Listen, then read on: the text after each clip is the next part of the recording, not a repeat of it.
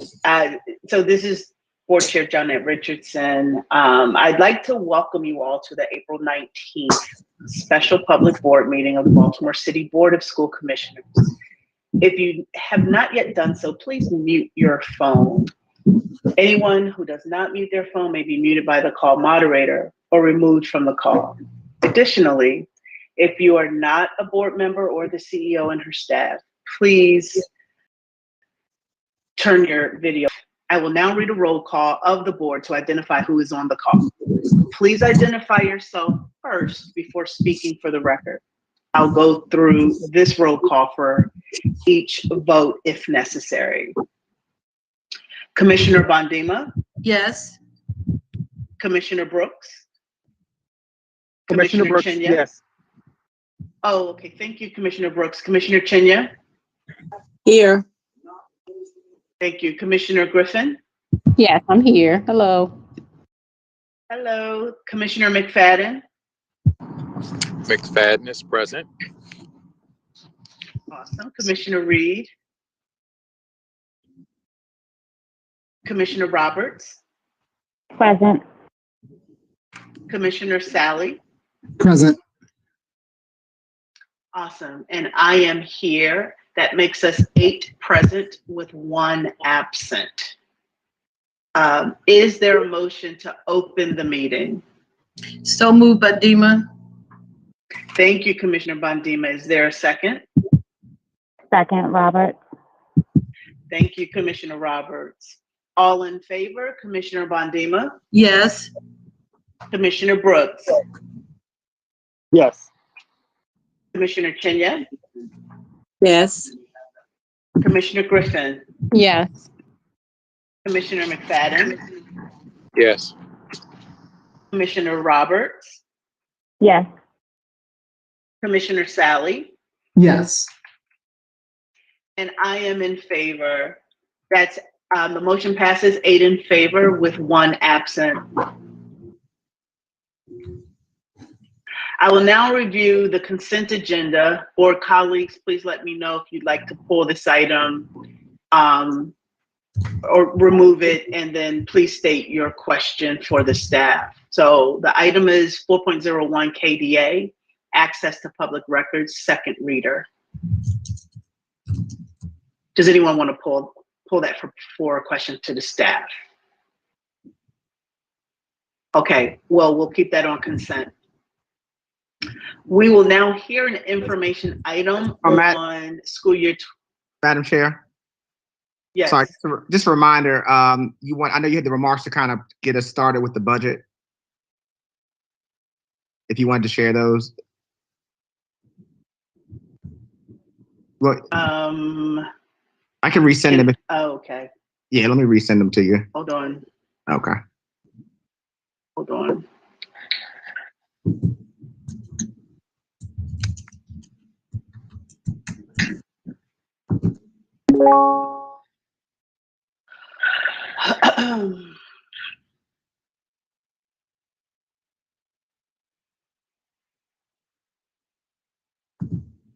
All right, I do have them. I apologize to everyone. This slipped, so I'm going to read some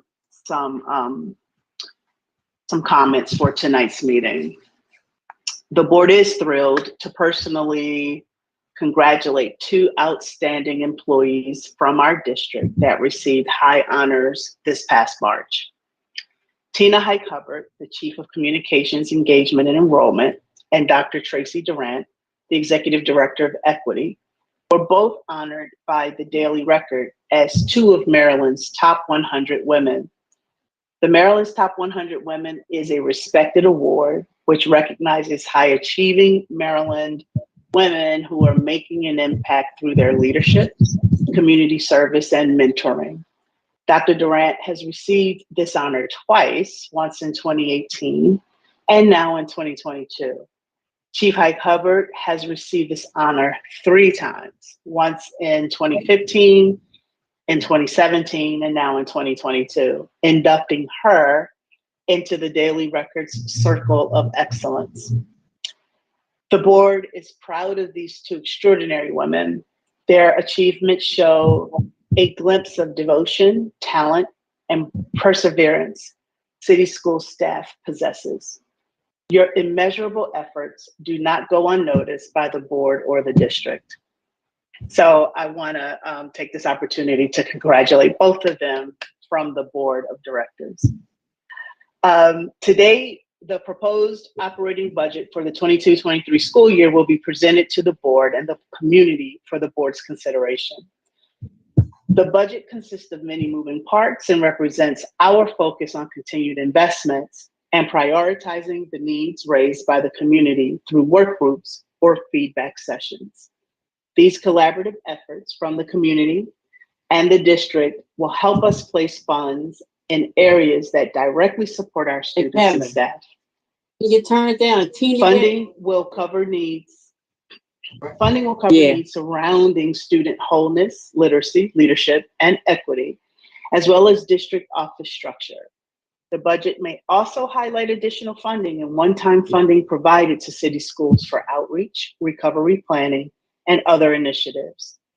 Once the budget has been presented, we encourage our community to voice your comments on items shared. Your feedback will aid the board as we review the budget and propose changes as needed. We recognize that the opportunity for feedback on the proposed budget is a critical component that should extend beyond tonight. Therefore, a budget hearing is scheduled for May 2nd, 2022 at 6 p.m.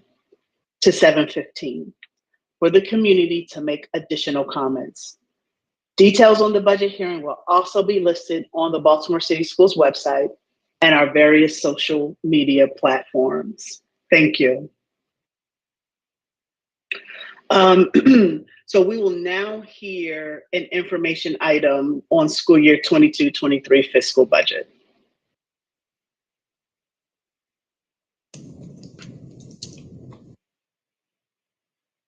Thank you, Madam Chair. My name is Chris Doherty, and I am the Chief Financial Officer, and I'm very happy to be presenting tonight along with some of my colleagues, including, but not necessarily limited to, Chief of Schools John Davis and Budget Director Courtney Desabehi. And Courtney also will be driving the slides, and I just want to get a status check on that with you, Courtney, given the Teams gremlins can sometimes manifest. We are seeing the title slide, Courtney, so I think that answers that question. If you can go on to the next one, please.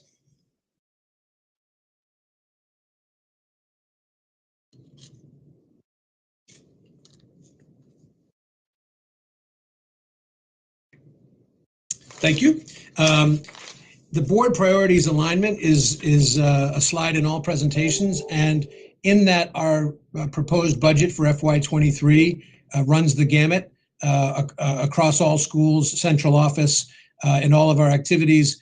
Just a note to point out that this presentation is really aligned with all 7 of the board's priorities, and we'll be delving into that more in following slides.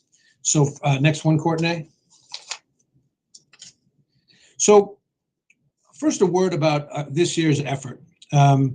As Chair Richardson said, this is an information item, and we're presenting to you the draft FY23 budget, and we're coming into a 3-week period where both tonight and in any other forum or medium that people choose, we'll be soliciting input and feedback to this draft presentation and the draft budget book itself. So this presentation is a discussion of the FY23 budget. It can't and doesn't contain all of the information in the FY23 budget. There is an accompanying budget book, which is also a draft that accompanies this, and that's a public document that is up on the board docs as well. So we encourage folks both after hearing this presentation and reviewing it to also go and look at the related budget book that's posted to the web. So that 3-week period, as I say, is one where we're openly soliciting input and feedback. And we've tried to make this presentation more responsive to a wider range of folks who interact with the budget. A budget, of course, should be responsive to and reflective of the children that is meant to serve, the communities in which the schools and children live, and also to this board and to other stakeholders who have given us feedback in the past. And so based on that feedback, we're trying to include all the necessary numbers in the budget book and summary numbers here, but we're also trying to do a more direct job of telling the story of what's actually happening with these funds. And so it's not just numbers on a screen or on a page, but what are the activities that we're doing with these funds? And that's our attempt with this slightly different format for this presentation and the board book that, again, is meant to be responsive to feedback and also to be more accessible, frankly. A budget book isn't very helpful if it's only put on a shelf and not really used. And so we've taken big steps to make it a little bit more storytelling and a little bit less dry. I also have to say that this period, it comes at the end of a really compressed time where 155 or so schools completed their budget process, which is even one school's budget process is a very heavy lift. It involves all of the things that you would want and that you have heard about in previous presentations. It's reaching out to the community, it's getting input, it's having backs and forths with what's included, it's coming back to the central office and having budget collaboratives, and then working on a bottom-up approach to exactly how many FTEs a given school is going to have in FY23, exactly what activities they're going to do. And so this overall budget presentation and overall budget book is really the sum of 155 school budgets and the central office budget on top of that. And this budget year in particular was, well, all budget years are unique, but Courtney, if you can go to that next slide with the just barely hinting at some of the additional factors that we've been dealing with. And I don't need the slide to point out that FY22 and preparing for FY23 had a particular context. And that context is, of course, even more than an average year, we're dealing with lots of different factors. We're still very much dealing with the global pandemic that started in March of 2020. And as we continue to deal with that pandemic, although the conditions change and the phases change, we're certainly very much still dealing with the effects. We got considerable once-in-a-generation federal funding, sometimes called ESSER, sometimes called ARP or COVID-related funds, but those were one-time funds. And what we've been doing from the beginning, and we've had separate presentations on how exactly we're implementing ESSER funds and COVID funds, but as significant as those funds are going to end at the end of FY24. So as we prepare a budget for FY23, we have a tailwind with us in that we have significant federal funding in the form of ESSER funding. And we also have, and this is kind of the high-level view of FY23, in addition to that one-time federal funding, we also have significant increase in state funding, usually called Kerwin, or the Blueprint for Maryland's Future. So and that state funding is going to be ongoing. So one of the guiding precepts of developing this budget was, of course, continuing to maximize what we're doing with the one-time federal funds, which are quite considerable, but you don't want to set up a situation where schools and others are unprepared for a drop-off in funding. So we're taking the federal funding and we're essentially shifting over time, and FY23 will be one of the years that we do that, into the recurring funding that is Kerwin. So those were some of the different vectors that we had to factor in as we drew up the FY23 budget. Now, we said that any budget should reflect what the children need and what the communities want for their children. And there could be a much longer list, of course, but what we discussed in our 3R work, which is, of course, reconnect, restore, reimagine, a way that we're operationalizing the return to post-remote learning is our children need certain things just absolutely non-negotiable. They need a safe and healthy in-person learning environment.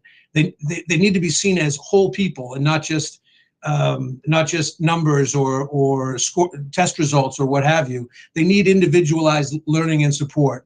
They need both extended learning opportunities and early learning opportunities. We need to have preparation for all of our students after high school, whether that be a 2-year college, 4-year college, or going straight into a career. And also another aspect that we've come, yes, in the COVID environment, but not just in the COVID environment, is we need to have ample and accessible mental health supports for our children and our communities, and more access to arts and more access to things that that bring a lot of kids with excitement into the buildings, like sports, but not just limited to sports. And these are things that our Triple R effort has been working on from the beginning. One of the big parts of the federal funding was an unprecedented amount of interaction with stakeholders for how those once-in-a-generation funds would be used. And so when we say we know what our children need, it's because we asked them. We had 4 different community forums, one focused primarily on youth, but not exclusively, one on multilingual families, one on our community partners, and then one kind of a general one. So we didn't make blind assumptions about what students wanted and what community members wanted for their children. We went and we asked them, and those again have been discussed with the board. The board is very familiar with those, but we were listening. And we got lots of feedback, over 6,000 different bits of feedback, and they quite clearly talked about the themes that are common to the activities. Now, there was purposely on a slide a few slides ago, there were a lot of different words when we talk about Kerwin, and we can go back one. We talk about Kerwin, we talk about the blueprint, we talk about those things, but we can't have one set of activities for R3, another set of activities for ESSER, another set of activities for curious. So when we went out and engaged with stakeholders, it kept coming back to the major themes of extended learning opportunities, mental health supports, rigorous tutoring, positive school culture and climate, arts and enrichment, and sports. So as much as there were lots and lots of different topics, this is what the community told us they were most focused on for what were the biggest priorities. So this is directly from them. So if you go one more slide, Courtney.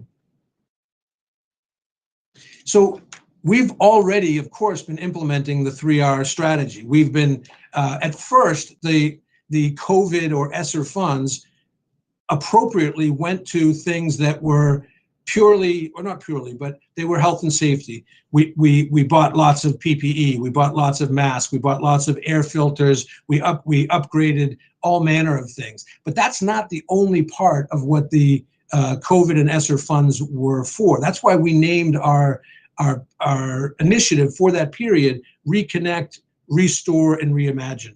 And that is to say, to bring kids back from the remote learning, to get them back in the building, and to do just that, to reconnect and restore and reimagine how we're delivering these services. So with those funds, we gave schools, schools were allocated a very large amounts of those funds.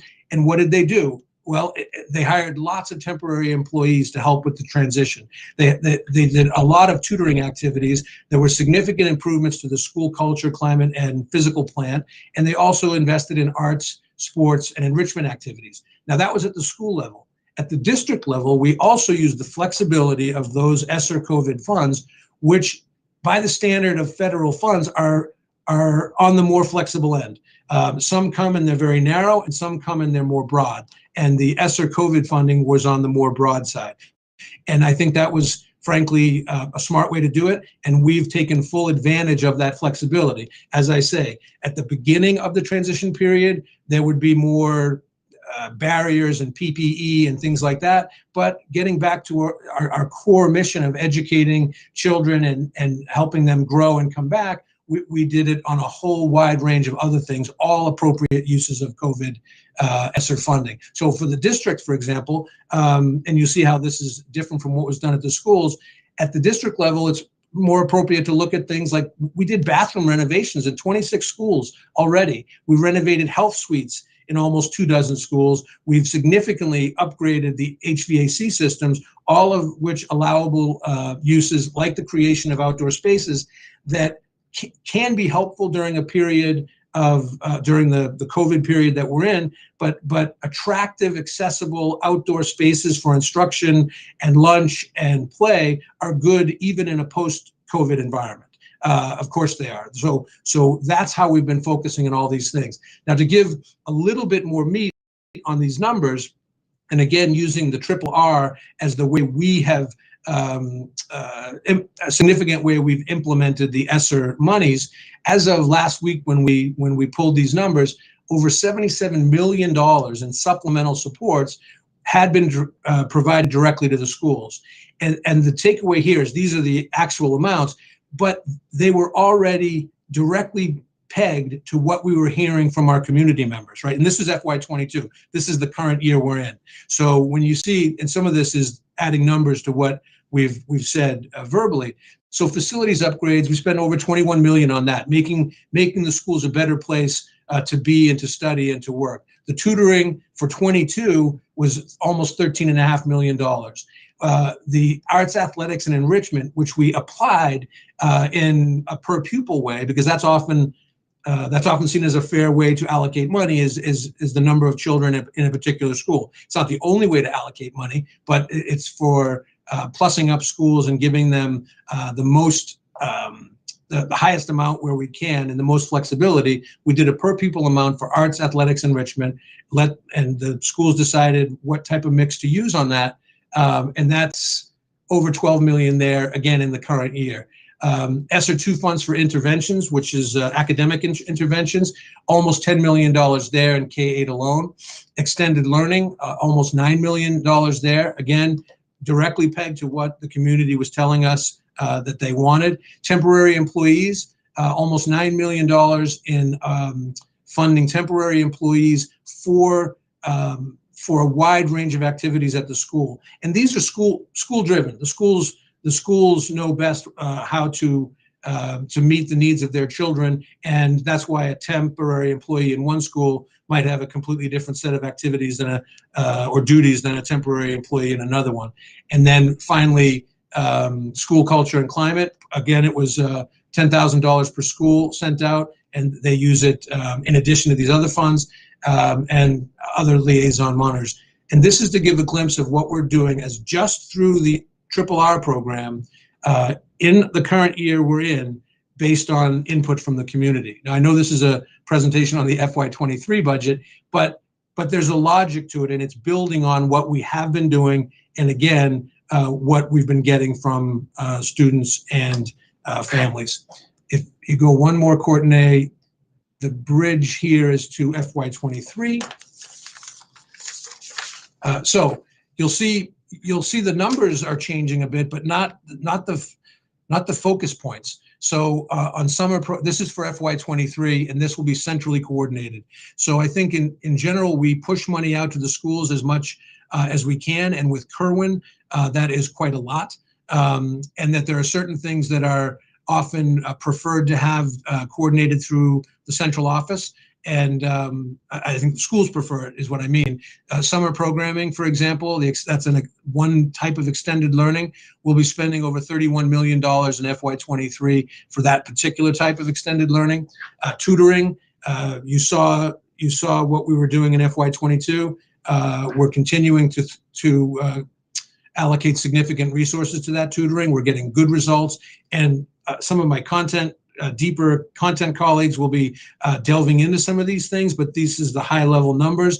But when we're seeing success with things like high dosage tutoring, we're doubling down on it, if that's an okay expression to use. We're supporting what's working. Of course, we're still spending money. Of course we are, in COVID testing, contact tracing, and health and safety coordinators. Even as the kinds of things we spend money on change over time, there's still, of course, the highest priority on maintaining low rates in our schools, continuing our leading program of asymptomatic testing and symptomatic testing, contact tracing, and putting a health and safety coordinator in every building. We continue to push out significant amounts of technology. That's having devices in children's hands, hotspots so they can connect those devices. And we're already seeing where when you're using a computer every day, you're going to need significant replacement costs and significant costs for all the peripheral stuff that you need, whether it's monitors, power cords, you name it. And with the increase in virtual learning, which is again not going away, the ability to have different ways of learning is not going away. COVID might have pushed us into some of these things, but just like air quality is not, the need for good air quality is not going to change even when we finally get through COVID. And similarly, things like software licenses and curricular resources that can be manifest in books or in online resources are also what we continue to invest in FY23. And also, because we're still in COVID, we're not out of the PPE and the air filter purchasing business, nor should we be anytime soon. So we're continuing to invest there. And then another aspect is that connects back to feedback we've gotten is both in a COVID environment, but also in a normal or post-COVID environment, we need to have significant mental health supports that are accessible to folks when they need them and how they need them. So these are the kinds of things that we have built up during the ESSER COVID period, but that we're solidifying and getting even better at, and then shifting or pivoting to when we get into a post-COVID environment. So thank you, Courtney, for forwarding it just on time. So what we're trying to do here, and there's going to be more details from my colleagues, but we had to do a wide range of activities to meet the health and safety requirements of COVID. And we did those, upfront and quite well, and we continue to do that. Then we did a whole range of other things that have more to do with the learning environment, the delivery of academics, the culture and climate of the building, and keeping kids engaged and making them excited to come to schools. With Kerwin, the first full year of Kerwin, the blueprint for Maryland's future, coming into effect in FY23, we are very purposely shifting away over time. It will not be an abrupt shift because we've had time to plan for it. We're going to move some of these things where appropriate to the school level. So a lot of what we just gave you the once over lightly on was centrally driven and centrally funded, but with the general shift in school level funding going away from the central and to the school level, which is a function of the Kerwin formula, the following activities are going to be continued, but they're going to be primarily driven through the school budget process, from the school's own budget. And that is the extended learning, culture and climate, the arts enrichment, and athletics. That's going to be less of a centrally driven and centrally paid for activity and more of a school driven one. And also, one of the things, again, at the highest level, before we transition is, or actually, if the next slide is the one about understanding Kerwin. Kerwin was a long time coming, and FY23 is going to be the first full year where we're going to see the results, see the results in the funding. We are in a good place. We're in a good place because our year-on-year funding from FY22 to FY23 is up. As a general fund, we're up $176 million, which is a wonderful statement to be able to make as a finance person. And when you include general funds and restricted funds, we're up over $200 million. And that's primarily, and so we've been in a good place for the last period because of COVID, and now we're going to continue to be in a good place, frankly, because of the increased funding from Kerwin. So there have been Kerwin specific presentations, but when we're talking about FY23, generally know that we're up about 17% year on year from last year. And it's what Kerwin isn't a blank check. It isn't just additional money. There's a wide range of guidelines and restrictions. At the same time, it is significantly more money to do the things that we've long wanted to do for our children, and often have not been able to because we simply haven't had the funds. So it's also a function of, it's driven by per pupil spending. So it's not an across the board increase in the same amount for all schools. Generally speaking, the bigger schools and schools that have more English learners or children coming from a background of poverty are specifically prioritized in the Kern Funding, and we've planned for that as well in our FY23 budget as we shift from a COVID ESSER environment into a Kern environment.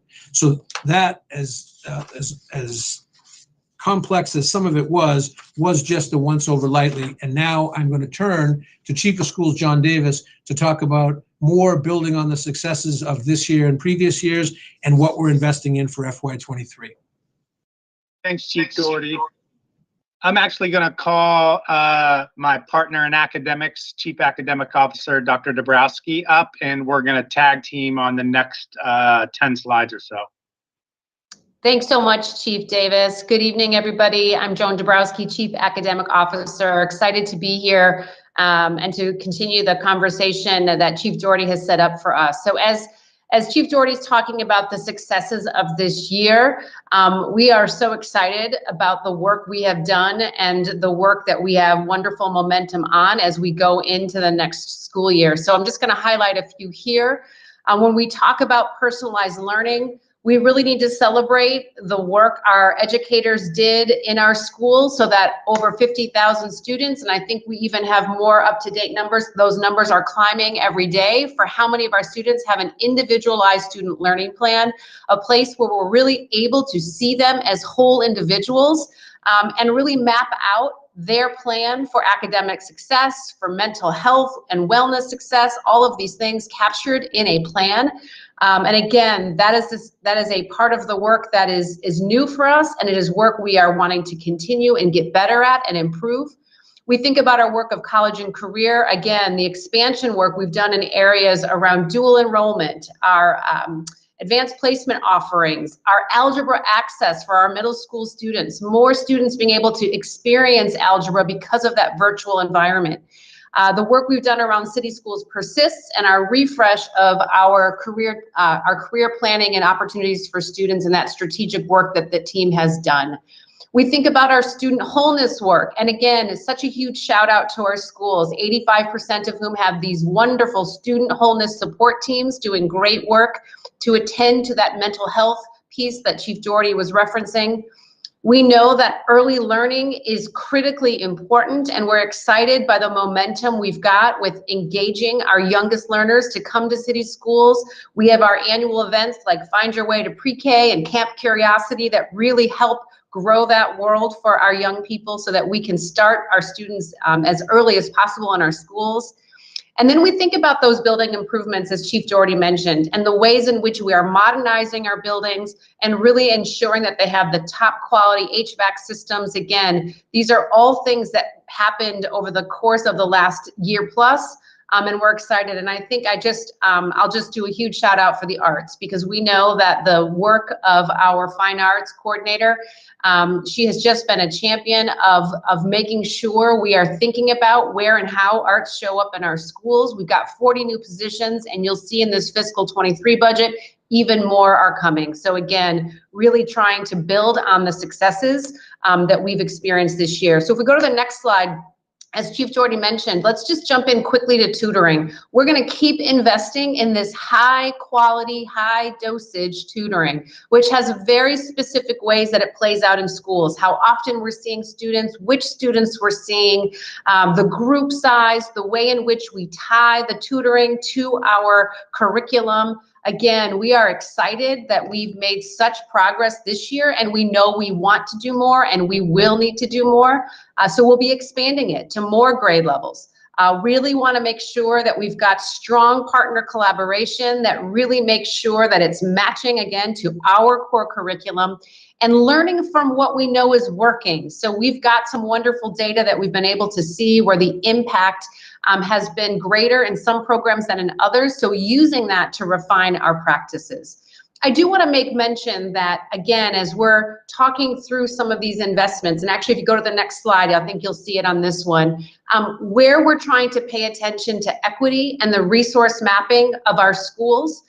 One of the things that we know is that some schools have been able to add in multiple layers of some of these investments. Others have not had as many or not have as many opportunities yet. So as we're thinking about any of the expansion work that we're doing, we're being mindful of where resources are currently allocated, where the gaps are. So again, taking that equity lens to our investments is a core way in which we're operating our forward planning here.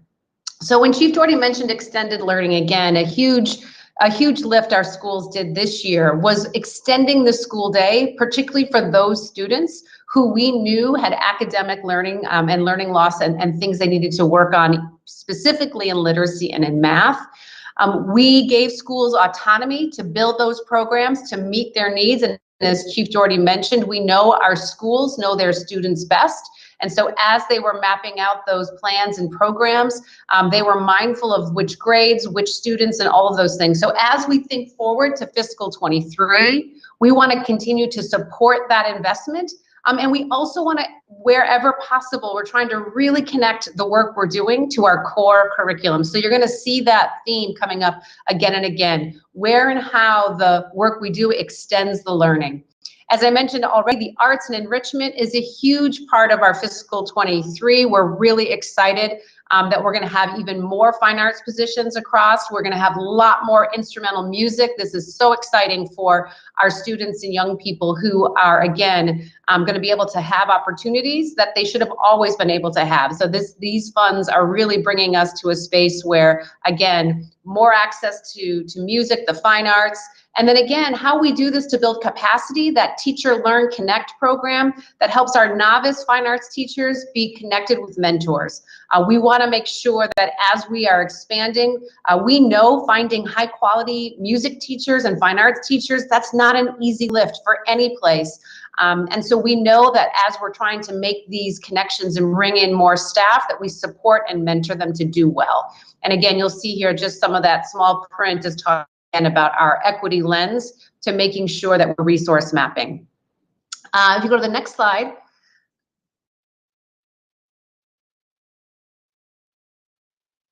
College and career readiness. So again, as I mentioned earlier, we are excited about the dual enrollment work that we're going to continue to grow and to expand. We've had great success in our navigator centers where, again, we're looking to support our graduates to make sure that they're navigating that post-secondary world for them, making good choices, helping with the supports that they need.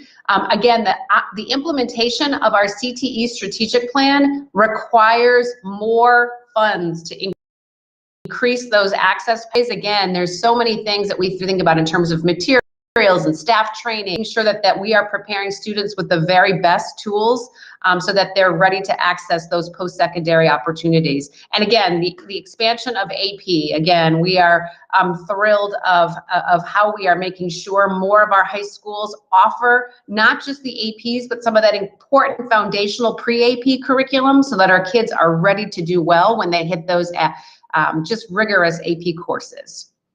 All right, so at this point, I am going to go ahead and turn this back to Chief John Davis. Thank you, Dr. Dabrowski. And I'll start here with the mental health supports. This year, we were successful, and really our schools were the ones who were successful at putting together student wellness teams. And these wellness teams were our professionals, no matter if they were counselors at schools, social workers, psychologists, that came together to make sure that we were intentional about giving students that needed the supports most inside the school building. This was very intentional work that was being done by the Office of Special Education and the Office of the Whole Child. And together, right, we have that as our main strategy with our mental health supports. But what you're going to see in this upcoming year is also an additional investment in our support for our homeless students. We know that the that the pandemic has been hard on our homeless students, and so we want to make sure that we've got added support, especially making sure that we've got Spanish-speaking liaisons to ensure that we reach everyone We saw this as a greater need this past year, and we want to make sure that we provide that support. Our home visits really started this previous summer when we made sure that we checked in with families where students' attendance wasn't as strong as in previous years, and we will continue that investment, and we want to push that into the year as well. Our attendance liaisons at our schools did a wonderful job this past summer, so we will continue that investment, and we're thinking through how we then push that into the year so it's just not a summer activity. Let's go to the next slide. Sports and athletics, right? We're working very hard to get our levels of opportunity, but also participation up to pre-pandemic levels. But what was successful this past year that we will continue to invest in is ensuring that elementary and middle schools have funds so that they can have intramurals, so that they can have clubs, clinics, so that they can offer more than we have in the past. This was a new investment this past year that we will continue, and we will even increase it by, again, having more support for our schools so that we can learn from one school to another. Our team in athletics is very small, but very mighty. And just by adding to it, we know that we're going to provide, especially on the middle school lens, more opportunities. I take this moment to also shout out our partners at Under Armour for doing a middle school landscape analysis that is helping us with this work. We know we can't do this work without our partners, and that's just one of many. And so I want to make sure that they are shouted out appropriately. And I just also want to call out our schools, because this investment that goes into schools so that they can pay stipends for advisors, so that they've got more resources for athletic equipment, has really been coordinated on the school site, even though we've made sure that they've had the appropriate funding. So we'll continue that next year, and we want to even make it more, especially on the middle school level, and especially having more opportunities for games and competitions across school. Let's keep going. If you saw one of Chief Doherty's original slides that talked about the investments, right? We had an investment in school culture and climate where we gave each school $10,000. They could use as needed for beginning of year activities or things that are needed around the school to boost up the school culture and climate. And frankly, at times, just to bring in some of their 10-month employees over the summer to plan appropriately. We will absolutely continue that investment. We want to even go farther with it by looking at 24 elementary, middle, and high schools and giving them some intensive support. And that intensive support could be from learning from our best schools around culture and climate. It could be in making sure that we are using our framework appropriately, and again, giving them time to be intensive. Just today, when I spoke with a school and a school leader today, they were very intensive before spring break so that when they came back today, they had a great day. And when I checked in with him, he said he had a very smooth first day back from spring break. But again, that's because people were intentional. And so that is the focus. And we will continue to do that just like we did this past year. Let's go to the next slide. And technology. That middle goal I really want to highlight. We're pretty close to being there, maybe even there right now, where every child has a school-issued device. But that is absolutely the goal that we are pushing. We know we still have to have more cybersecurity investments. We still have to protect our system.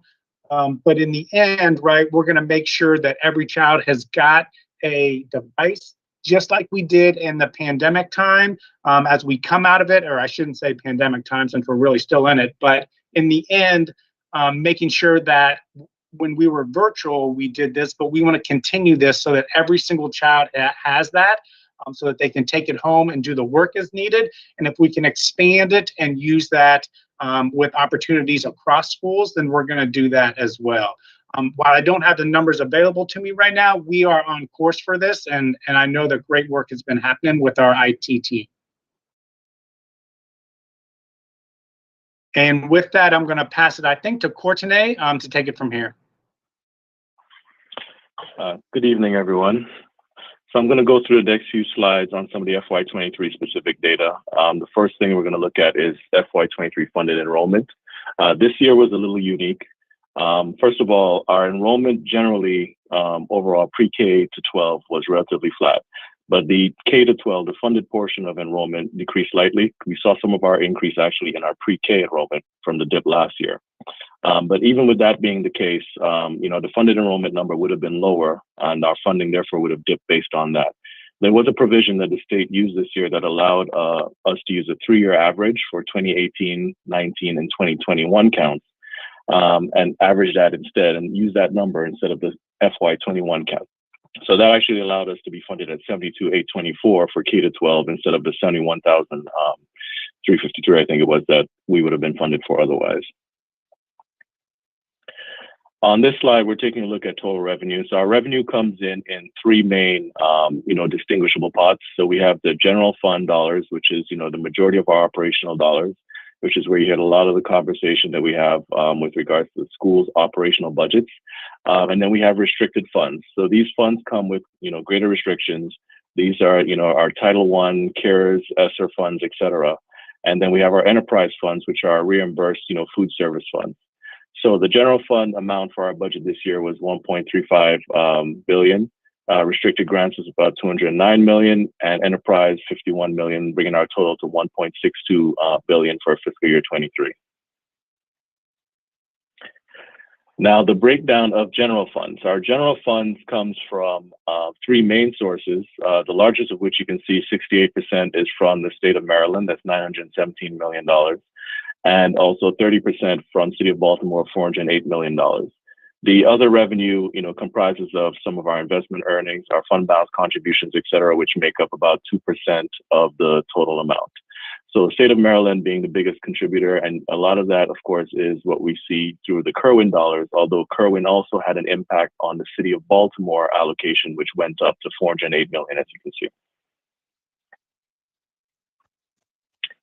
Now, the distribution of the general fund, we've tried to look at this over the years to make sure we identify how the funds are being broken down between what's in schools, what's in central office, and how it's allocated.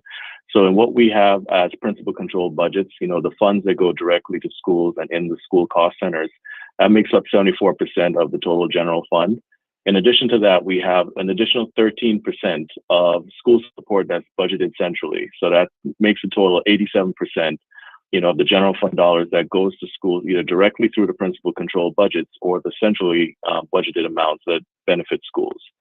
In addition to that, we have the 4% for non-distributable fringe, 4% for debt service, our MSA contributions, and the balance for central office is about 5% for central office admin. On this slide, we break down some of those school supports that are budgeted centrally, just to give a little more detail. So these are the items, like I said, that are budgeted in central office, but on behalf of schools. A large portion of this is transportation. We have our utilities, BGE, electric, gas, water, et cetera.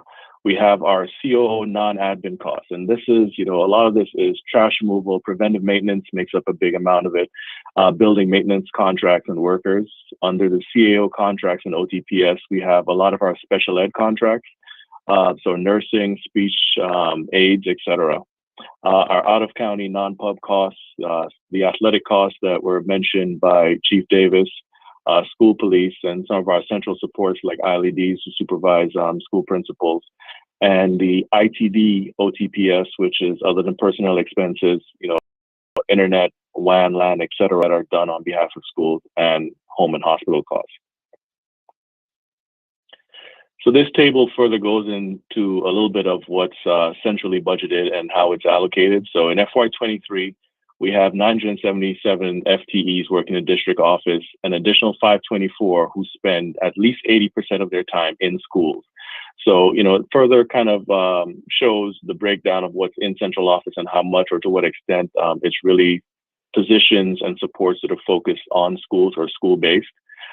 So these positions, like we say, are 80 to 100% of their time in schools, directly supporting schools and students.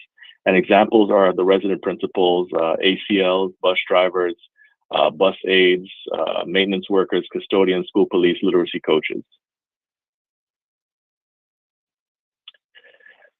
Kerwin, as we mentioned before, comes in differently from how we've seen our revenue in the past. We've kind of given a stack up before with, foundation amounts and compensatory and special education.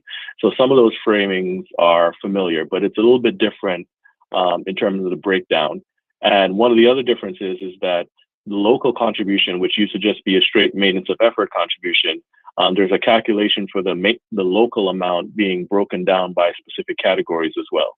So there are less categories in the local City of Baltimore contribution, but there's still a breakdown. You see there's a compensatory element, there's a foundation element, EL, special ed, et cetera. So these combined make up the general fund revenue sources that we mentioned, a couple slides ago. So in terms of the Kern funding programs, we wanted to show, the totals, this is combined both from the city and state. And it's also a combination of both what we have in the general fund and in the restricted grants. And the two items here really that, are restricted grants, when we reference those are the TSI, the Transition Supplemental Instruction Grant, and the Concentration of Poverty, which you can see is a significant amount, $82 million. So all in all, we received just over $1.4 billion between the general fund and restricted fund and state and local sources towards the FY23 budget. The majority of which comes in the foundation amount, which, as we've discussed in some of our Kern presentations, and we're going to discuss, further, it's the more flexible pot of money. The second largest is our compensatory education, which is, based on poverty. And we have our concentrations of poverty and special education pots. The special education pot, it's $83 million. It's a significant amount, but it's still significantly less than what we as a district spend in special education. Therefore, we have to supplement it from some of our other sources. So speaking of Kerwin, schools experience their budgets a bit differently this year. I think everyone has been, fairly familiar with the Kern funding process over the last few years, and that was upended somewhat by Kerwin and the Kerwin allocation process. This is the first year, and some of the information, we didn't have long in advance. So we really applaud the efforts of schools to get their budgets done based on the time and resources that were provided. And the process for determining those allocations was a little bit different. So we tried to, sort of simplify it into steps that folks could understand or ask questions based on these. So the first step is really combining the total revenue received, as I mentioned, from both the state and local sources. And that's those buckets of foundation, compensatory, et cetera. So we take, whether it's received from state or local, we take that total amount, and then we identify what the target population is for that specific pot. So how many students, fall into the category of being eligible for foundation, compensatory, EL, special education, pre-K, et cetera. And we have all the detail and calculations for this in the budget book as well. So it shows what the total dollar amount is, the actual population that is divided by, and what the per pupil is that we derive based on that. So we take that information to determine what the per pupil allocation to each school is based on the 75% distribution that has to go to schools. And then we fund the schools based on those 75% thresholds and allocate the additional resources so that, their needs are fully covered. Like I mentioned, the amount that we get in special education is roughly 80 million, but we spend, over 250 million altogether in special education. So some of that is being made up by some of the more flexible pots of dollars, like the foundation amounts or amounts outside of the 75% threshold. This was the last slide of the presentation. We do have some information in the appendices on some of the grants information. And I do want to, reference, of course, the budget book document, which should be loaded on board docs as well, which has a lot more detail. And I think at this point, we're going to be taking some questions if there are any.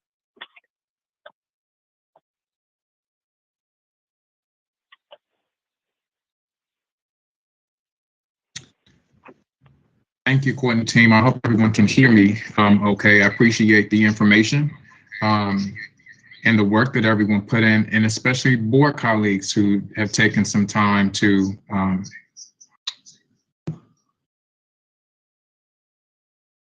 navigate through the budget. Opening the floor up to my board colleagues, are there any questions or thoughts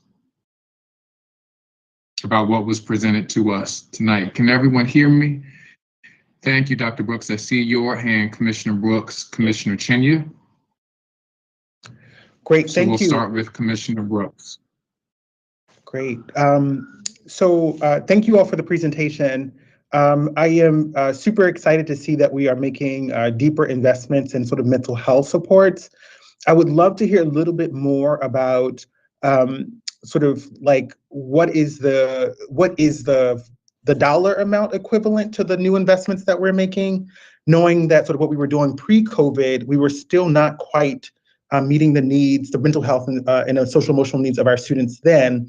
And so I'm interested specifically around sort of like what of the funds that we were allocated, like how much money is actually going in to mental health support systems for our young people, and specifically how much of a percent increase is that sort of pre-pandemic to sort of where we are now in the pandemic.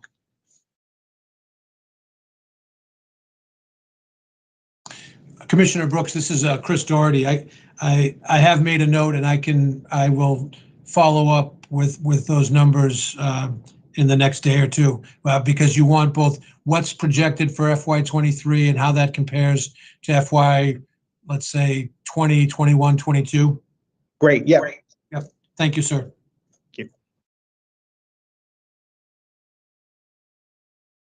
Commissioner Chair Emeritus Chinya. Yes, and mine is really more for information for folks who might be watching. Is it possible to just discuss how the allocations, or if the allocations were any different in terms of determining for charter schools? Because I know that's a question that's usually asked, and we usually get both of the sort of formulas that are used.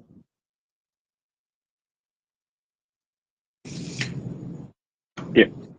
Good day. Yes. So the approach this year is a bit different from what it normally is. As you said, historically, you get kind of a side-by-side. Here's the charter funding formula, and here's the traditional funding formula and the per pupil. This year, because of the way that Kerwin is described and defined in the legislation, it's actually very similar between how the traditional schools and charter schools are funded, except for a few exceptions, variances.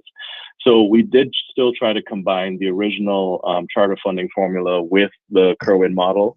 But after you allocate, the 75% of the resources through Kerwin, the amount that's left to flow through the charter funding formula is a much lower amount than what it was before. So there is an additional $300 per pupil amount that charters receive based on the calculation after everything else is taken out.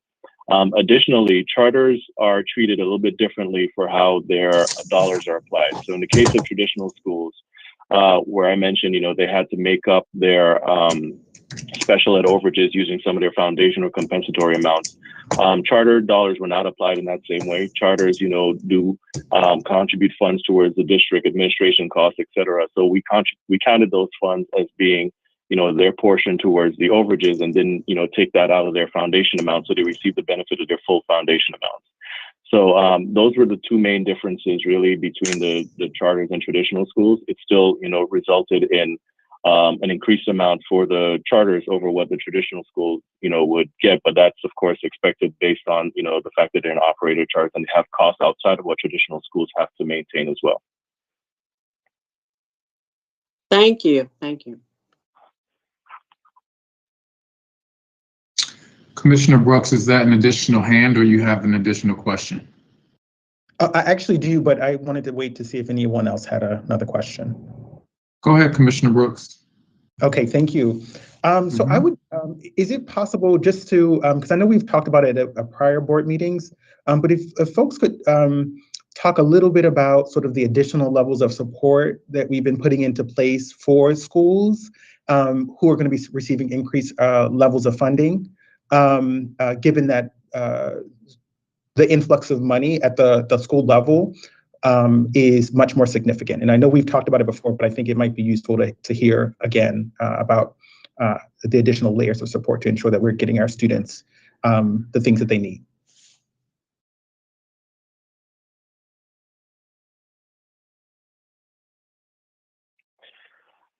Yeah, so this, the change in funding, this year, there are a lot of trickle-down impacts to that. So, of course, the two main ways in which funding is spent are through personnel and OTPS, or other than personnel and contracts. So on one hand, we have, of course, been focused on increased recruitment and hiring, to support the needs for the positions that are going to be created, based on Kerwin. The other end of that, of course, like I said, is contracts and OTPS items. And we're looking at ways in which dollars can be spent more quickly by schools. So looking at increasing the number of vendors and availability of vendors, also what it takes, to become a vendor and going through the procurement process. We've also been looking at, items or portions of the process that can be centralized to sort of ease the burden on schools, taking advantage of the fact that we as a district, have better cost savings, making some of these purchases centrally or engaging in some of these things centrally as opposed to having them done at the individual school level. We've also provided additional guidance to schools, that kind of supports how these dollars can be spent, making recommendations, a lot of which is based around, some of the things that historically we used to have waivers on with regards to COMAR that we don't have anymore because, schools have the dollars to be able to adhere to the requirements. But also providing supports, very specific supports and in tiers as to how the dollars can be spent at each, school level based on the amount of money that they have available. As Chief Doherty mentioned previously, the dollars didn't impact every school the same way. There's some schools who are, significantly better off than where they were last year, mainly because of enrollment and size, as opposed to other schools where the difference is more marginal. So we had to sort of tier the ability to spend those dollars and tailor the response based on the situation that every school is in. Chief Doherty, did you have something to add? Yes, thank you. And also, Commissioner Brooks, both as a general matter and as I want to give just one specific example, but the good news is that there's significantly more funds at the school level, thanks to Kerwin. And that's obviously overwhelmingly good news. But we realize that just getting more allocation doesn't certainly translate into getting all the things and services that you want with those funds, especially in a suboptimal situation if lots of folks are trying to buy the same products or the same or hire the same types of people. So we're trying to be very attuned to that with regard to helping the schools even more than historically. Schools, of course, are highly decentralized in our system, and they make a lot of decisions themselves and within allowable uses. But what we're trying to do is to, wherever possible, help schools get what they want from their money where possible. Here's one example. And it will be a range of different things. There's definitely no one silver bullet, but here's one example that I think is getting to your question. One of the things touched on by Dr. Dabrowski and Chief Davis was this idea of increased funds for arts enrichment and arts and enrichment. And one of those things is musical instruments. And yet, if you have a vendor who sells musical instruments and they're on K-12 buy, schools can sometimes find themselves in competition with each other to kind of get the usable amount of money for that particular contract before the contract maxes out. And that's bad enough in a regular situation, but it's even worse in a situation where there's significantly more money. So as just one example, we hear from our colleagues in academics and schools that there's going to be a push, my word, there's going to be an opportunity for more instrumental music and to put lots of new instruments into children's hands. And in procurement and finance, we find, and this gets to the board, we find piggyback contracts. We find existing contracts out there in fellow school districts. Sometimes it's a university, sometimes it's a school district, but it's something importantly that was competitively bid and that's very public. So we think you and your colleagues, Dr. Brooks, are going to see more piggyback contracts as we try to chip away at this way of having the good problem of more money than we've had in the past. And so rather than, so we think we are going to proactively bring more piggyback contracts for things like musical instruments, for outdoor equipment, outdoor sports equipment, because it's kind of a win-win. One, we benefit from competitively bid RFPs, So there's a set price. They can't gouge us because they know we might have additional funds that have to be used by a certain time. That's a bad situation to be in as a buyer. We can take advantage of already documented costs. But as I say, that's just one example, but we're going to be doing a lot of those different things. One other example, just to give the flavor of it is, and this is led by my colleagues in academics, is as schools have more money for more materials, a particular school isn't always in the best position to get either the best prices or to get the best, to know what's out there. So what we think at the central level, procurement and academics are going to help with a wide range of purchasing materials, even if those funds ultimately come out of a school budget. We don't want to just foist all of that on a school just because the source of funding is now per Kerwin school-based budgeting. We want to actually let schools, and this might sound kind of rosy, but we want to let schools know where Central can order and buy and manage things, but then we debit the account for the school. We think that's win-win. Now, if schools have it all sorted and they don't want that's fine too. But sensing what I think is part of your question, we know we have a challenge with operationalizing all these funds to the best possible effect in an environment where lots of schools are going to be looking for the same types of things. So I hope that wasn't too long, and I wanted to add it to Courtney's point, which of course I agree with.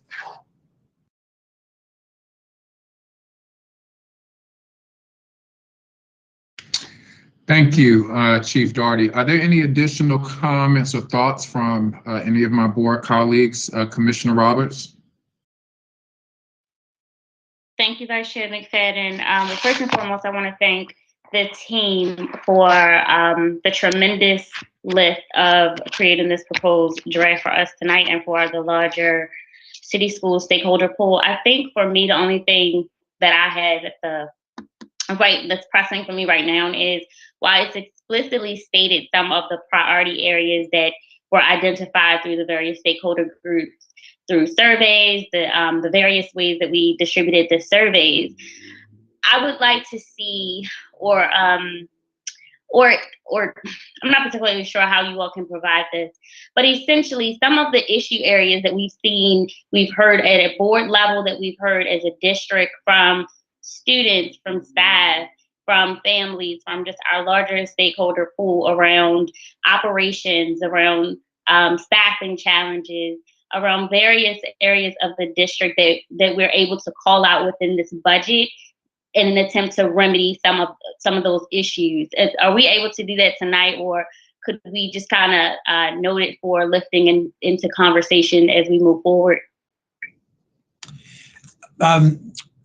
Ma'am, I think I'll take you up on that second part, because one, I'll want to make sure that we don't, like you mentioned, operations issues and staffing issues, which I think I understand. And to what degree does the FY23 budget address, let's say, issues that have arisen in board meetings and elsewhere, and to call those things out? So I think it's definitely the kind of thing that the 3-week period between now and the final presentation, not waiting until the end of the 3-week period, but like maybe if I can exchange some emails with you to confirm that we're on the same page, and then we'll draw those numbers from the budget tool.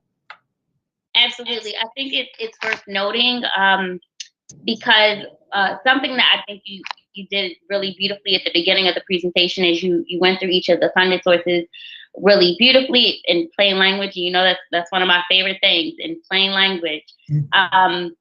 But what I don't want to get lost here is with the influx of money coming into the system, that our stakeholders don't understand that we are attempting to maximize every dollar and cent, and to really integrate in some of the fee that we're, as a system, that you all aren't just taking, you're not just assessing and over surveying people, but you're actually taking that information in a meaningful way and implementing it while we do have additional funds to address those matters now.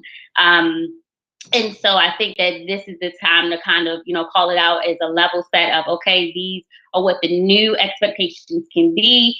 this is what we're referring back to what school should look like. This is what we are attempting to do here, and we're going to continue to build the bridge as we cross it, but we at least have a substantial influx of dollars and cents to attempt to kind of right size education in this moment. Thank you, ma'am. I think I understand that, and I will add it to our follow-up work specifically for the next coming days, and get back to you prior to the meeting on the 10th, which will then it will manifest in the materials that will ultimately be shared, but we will give you a rough draft first.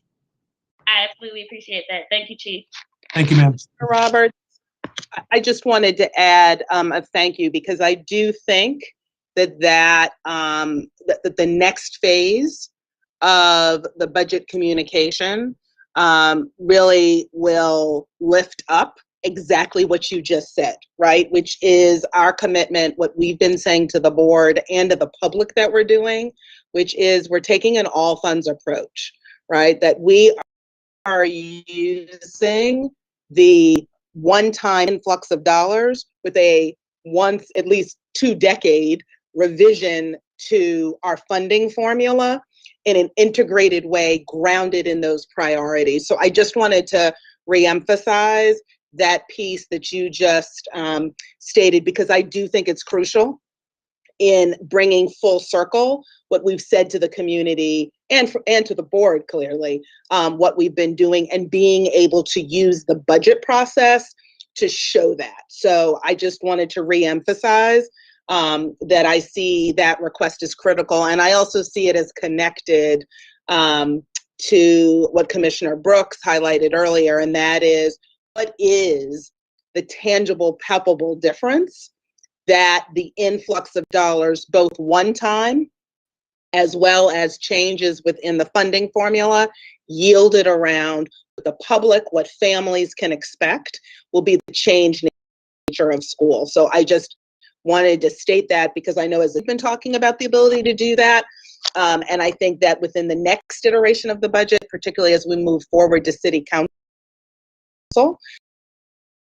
it's going to be very important to be able to hone. I was just coming in to say that I see the connections. You've actually echoed some of my themes to staff, and I think it's always easier when someone's boss also brings it home to make the point. So I appreciate that.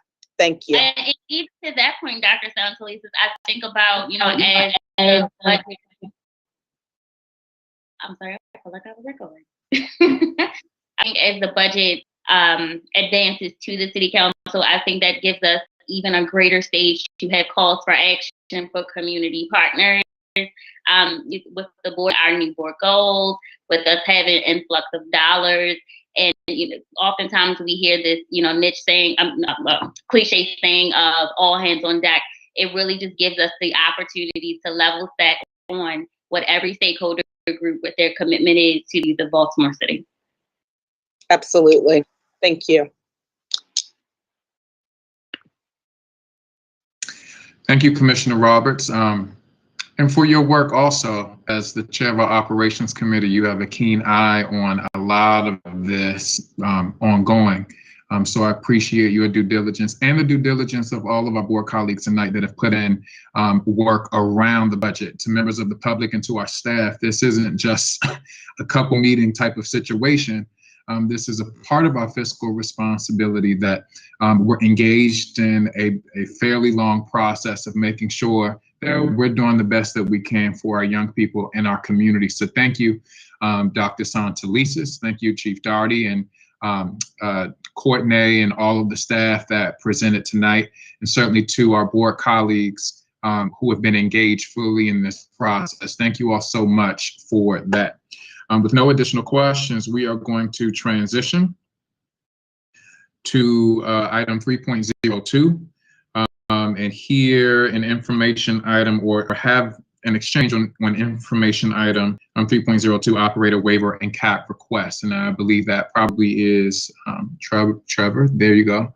And maybe Angela Alvarez, I see your name there. But we're ready for you. Good evening, I'm Angela Alvarez. I'm the Executive Director of the Office of New Initiatives. I'm trying Trevor Roberts. Yep, I'm Trevor Roberts, specialist in the Office of New Initiatives, and we are going to be presenting for information operator waiver and cap requests. Presentation aligns with board priorities 5 and 6. And just to give some background, twice annually, charter schools and other operator-led schools have the opportunity to request waivers of board policies or changes in their school programming. When we get these requests, we look at a variety of considerations, such as the evidence of demand for the request, the rationale, evidence of how stakeholders were engaged in the vetting process, the quality of the school programming, and the school's capacity to implement the change. We receive these requests in O&I, and we vet them and share them with partner offices to get feedback on the feasibility of the requests. We also share with the charter and operator-led schools advisory board to get their feedback. And we are presenting the requests for information tonight, and the board will be voting on the requests on May 24th. Both the requests we're looking at tonight are for lottery preference changes. The first comes from Baltimore Montessori Public Charter School. They're requesting an increase in their geographic attendance area preference for elementary students from the current 8% to 10%. The school is requesting this so that they can offer more seats at the school to students who live in the surrounding community. Some background on this request and some considerations are that the school has had the geographic attendance area preference since 2016. At that time, it was 10% of their lottery seats for all grade levels. The area that encompasses the geographic attendance area sits entirely in the zone of one school, which is Dallas F. Nicholas. This is a school that has seen falling enrollment over the course of several years. And because Montessori's area sits in that zone, there's been concern that the GAA has contributed as a factor to the decline in the Dallas F. Nicholas enrollment. Montessori has also been growing in enrollment over the years. So as the school's enrollment grows, the impact on Dallas F. Nicholas also grows. So in response to this, in 2020, the geographic attendance area preference for elementary students was lowered from 10% to 8%. And the school is now asking that that preference be raised back to 10% where it was prior to 2020.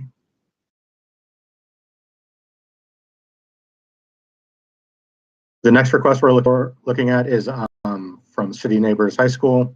They're requesting a 35% preference for students applying to the high school from the two City Neighbors sister schools, City Neighbors Charter School and City Neighbors Inn.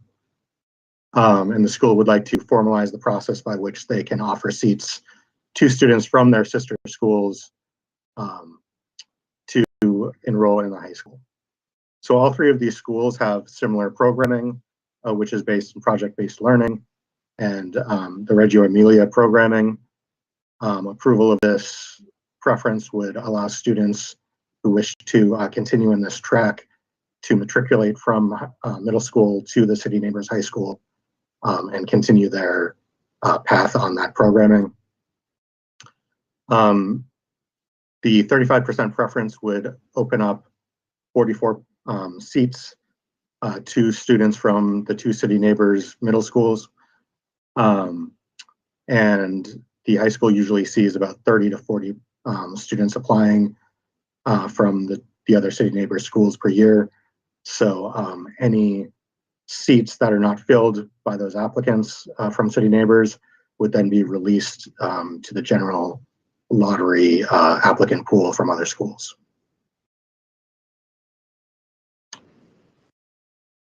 Those are the two requests. Are there any questions from the board about these requests?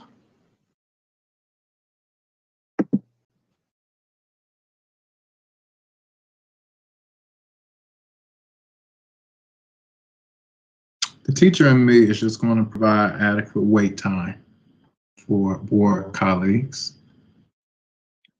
who may have questions or thoughts.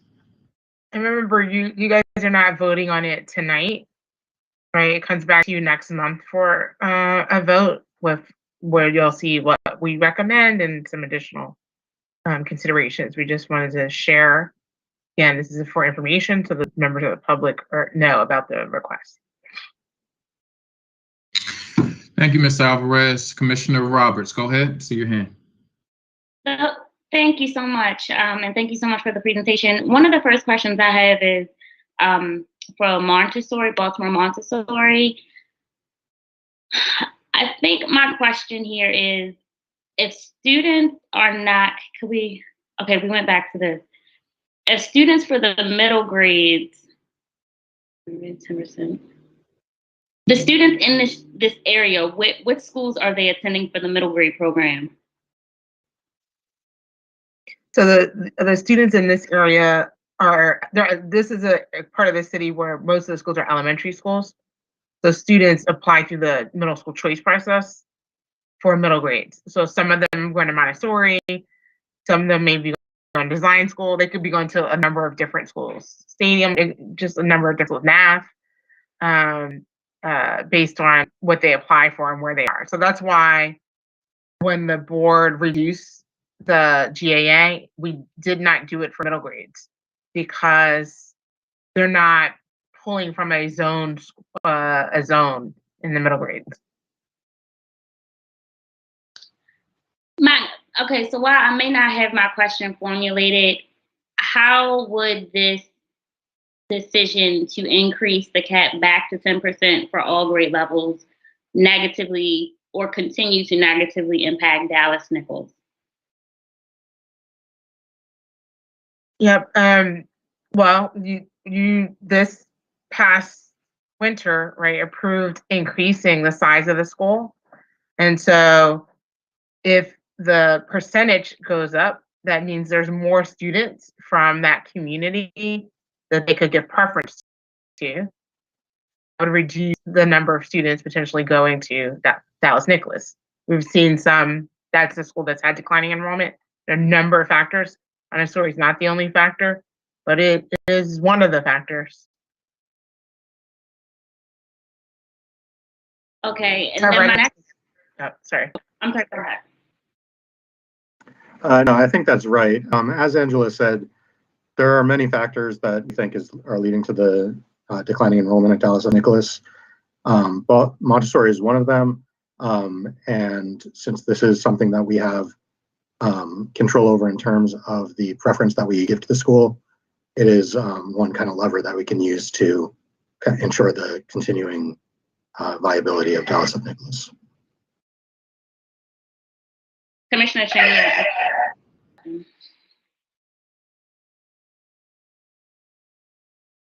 You're muted. Sorry, you actually asked the question that I had was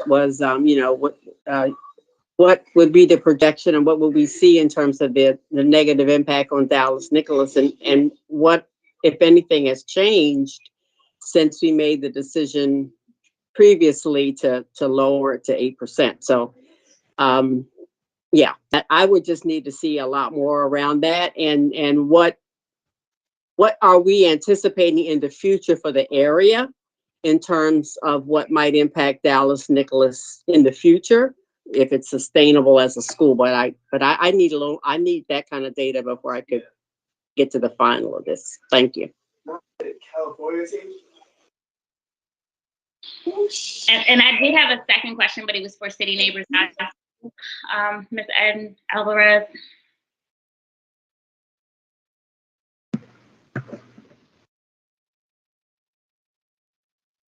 So if there are 30 to 40 students that apply, of those 30 to 40, how many of them are actually placed at City Neighbors High School? And my question,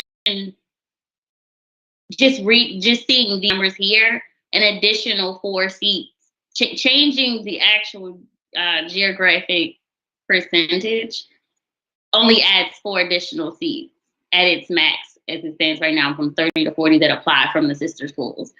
So is there do we really need to consider changing the geographic preference? We do. Yeah, we do. The chat, and we to the board. You guys should have some backup materials that actually go into a deeper analysis on these.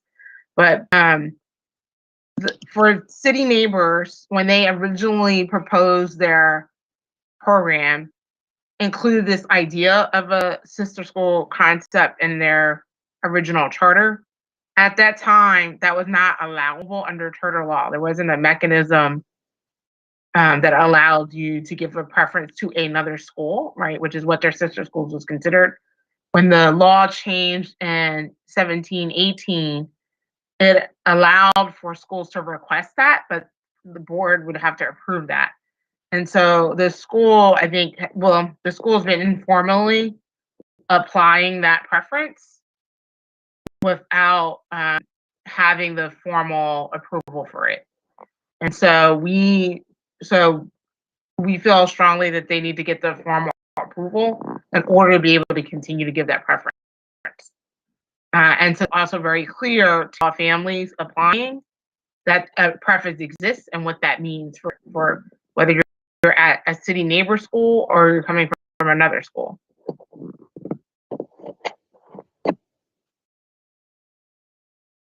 Okay, just one more clarifying question. When we say that 30 to 40 apply, they apply and are accepted, or is there a different number that is actually accepted? They apply and are accepted. And Trevor, you should confirm if I'm saying that right. I believe that's right. Yeah, that's right. Okay, thank you. Thank you for answering my clarifying question.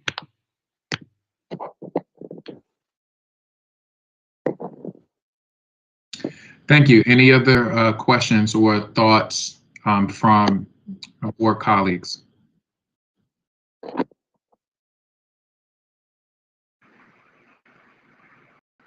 And as a reminder to board colleagues, we're not voting on this tonight, so we certainly still have a bit more time to engage with staff and also the community around presented with tonight, and I encourage us all to make sure with that so that we're prepared for the vote that we have coming up. Thank you to the Office of New Initiatives for this presentation tonight. Thank you. Thank you. We would certainly be remiss, or at least I would, if I just wouldn't just go back to the budget book again. I just love the way it was packaged this year. I just want to say that. And the intentionality around the work, as Dr. Santelice has mentioned, and Commissioner Robinson, Chief Doherty, and everyone has mentioned these threads between these different streams of funding, and the accountability that is now placed on us to make sure that we're doing our absolute best work for our young people in our communities, not just now, but for the next several years to come. So I just want to highlight that again. I want to remind the board of before we do that,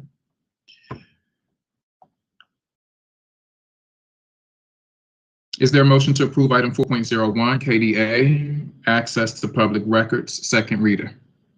So moved, Roberts. Moved by Commissioner Roberts. Is there a second? Richardson. Second, I heard Dr. Bondima, Commissioner Bondima. Is there any discussion?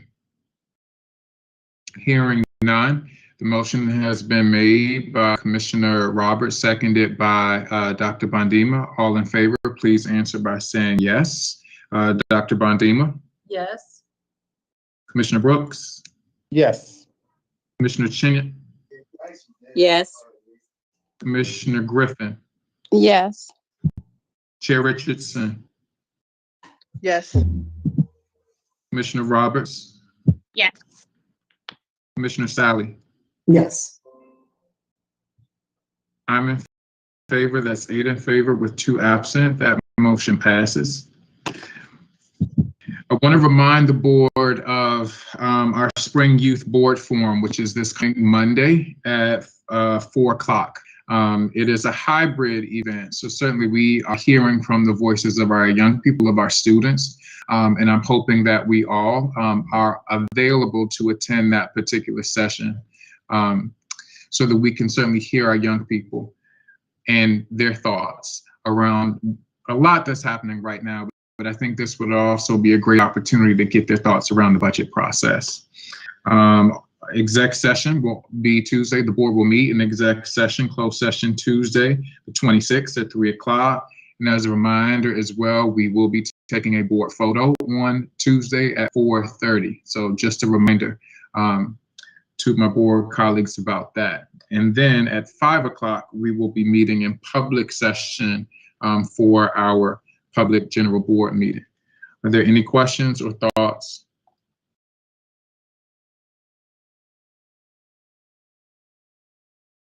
Is there a motion to adjourn? So moved, Robert. Commissioner Roberts, is there a second? Second, Sally. Commissioner Sally has seconded. Is there any discussion? Hearing none. All in favor of adjourning the meeting, please say aye. Aye. Aye. Aye. Any opposed? Hearing none. We are adjourned. Have a great evening, everyone. Thanks to the team. Thanks, everyone. Take care. Good night, everybody. Good night. Thank Thank you.